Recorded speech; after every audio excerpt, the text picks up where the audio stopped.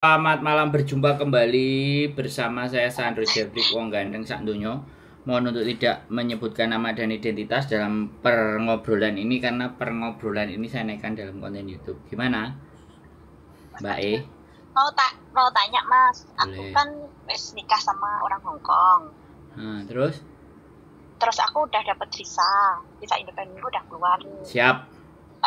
Aku harus laporan ke KJRI nggak Mas? Oke, visa sudah beres. Sudah. Wis dependen sudah dapat berarti. Nah, sekarang pertanyaan saya, sampean membutuhkan sesuatu hal nggak nanti kalau pulang dokumen nikah sampean yang resmi yang diakui oleh lembaga perwakilan negara kita di Hong Kong. Kalau sampean pulang kan biasanya biar tahu ini bojone, mana surat nikahnya kan kayak gitu tuh. Oh, harus minta laporan. Nah, itu baru sampean laporan. Tapi kalau misalnya nggak butuh itu juga nggak ada masalah. Tapi kalau nang deso kan sampean tahu sendiri. Biasanya kalau mau pulang kan iya.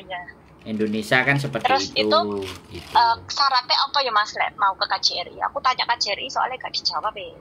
Ya tinggal datang aja bawa paspor sampean, KTP Hong Kong, bojo sampean, KTP Hong Kong, paspor, sudah. Nanti dia bikinkan kutipan. Pengesahan ke lantai 3 itu ya, ke lantai berapa sih, 3 ya, soalnya aku kemarin udah ke KJRI sebelum nikah kan ke KJRI kayak minta data-data itu toh. Ya, siap. Itu sudah, berarti sekarang aku kalau udah dapat visa ke situ lagi ya. Ya, apa kemarin sampean, oh iya, dia nggak tanya sih. Aku nggak tanya. Terus sebelum nikah itu aku sudah kesana. Terus aku salahnya nggak tanya sekalian kalau udah dapat surat nikah, dapat visa, kesana lagi apa enggak gitu.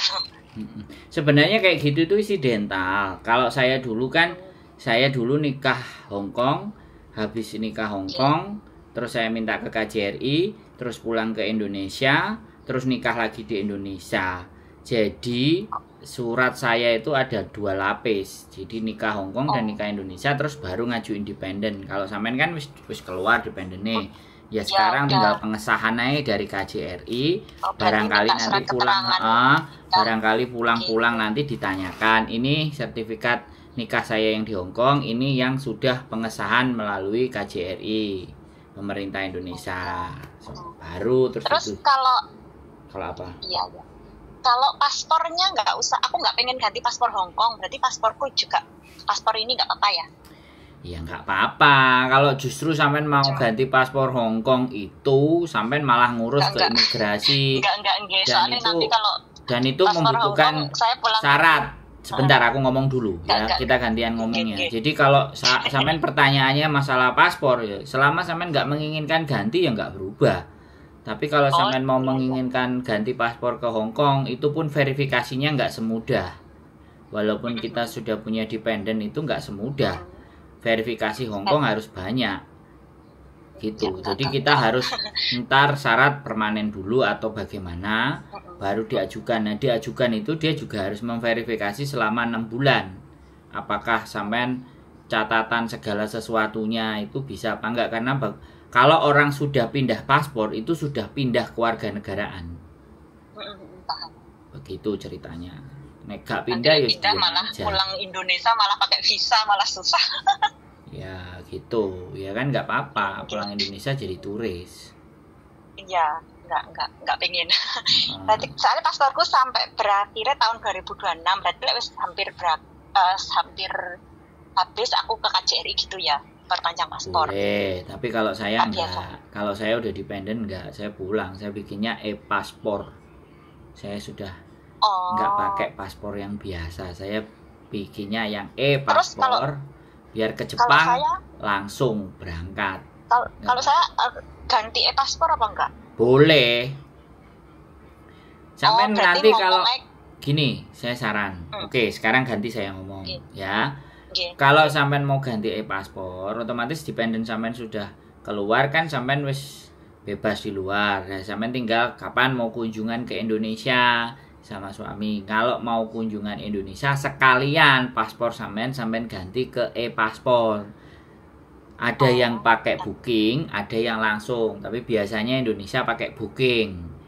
Ada 1 hari jadi. Tapi kalau nggak salah kemarin 1 juta entah 1.500.000. Itu 1 hari jadi.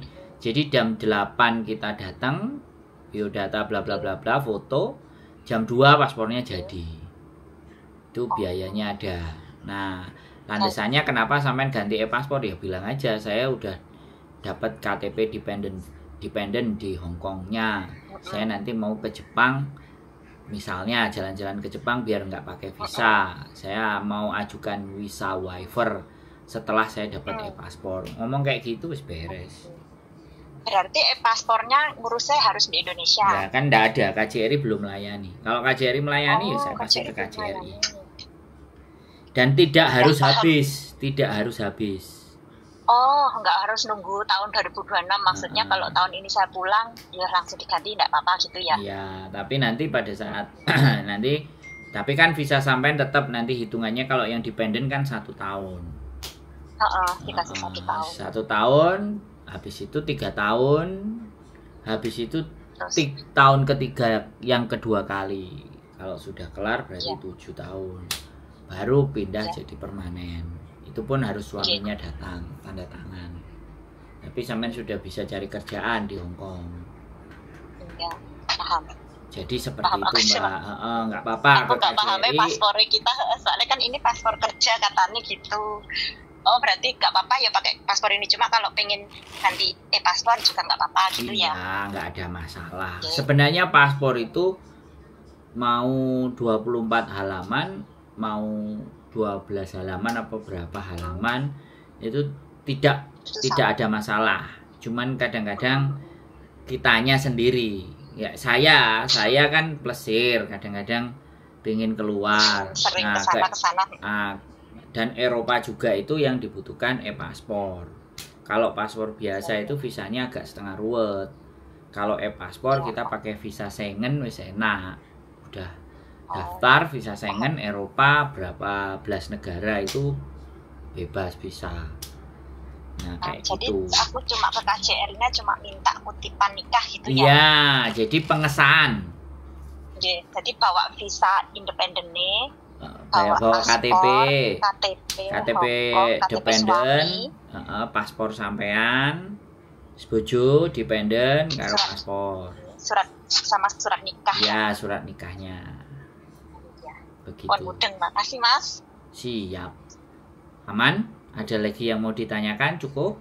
Udah jelas. Makasih Mas. Sehat selalu Mbak matur sembah nuwun. Sami jenengan nggih. Siap. Waalaikumsalam warahmatullahi wabarakatuh. Alhamdulillah guys, satu lagi dependent visa, menikah dengan orang Hong Kong. Ya, mencari kutipan nikah, datang ke KJRI agar apabila nanti pulang ke Indonesia tidak terlalu dipersoalkan. Karena mereka sudah menjadi pasangan menikah yang resmi. Tapi kalau seandainya mau dimintakan lagi surat nikah di Indonesia, oke. Jadi seperti itu ya teman-teman. Sekali lagi tetap semangat, tetap berjuang. Dan sekali lagi hidup tidak harus dibandingkan antara saya, Anda, dan kalian semuanya. Hidup punya jalannya sendiri, hidup punya caranya masing-masing. Nikmati, syukuri, dan bahagia. Keep stay tune my YouTube channel and see you next video. Bye bye.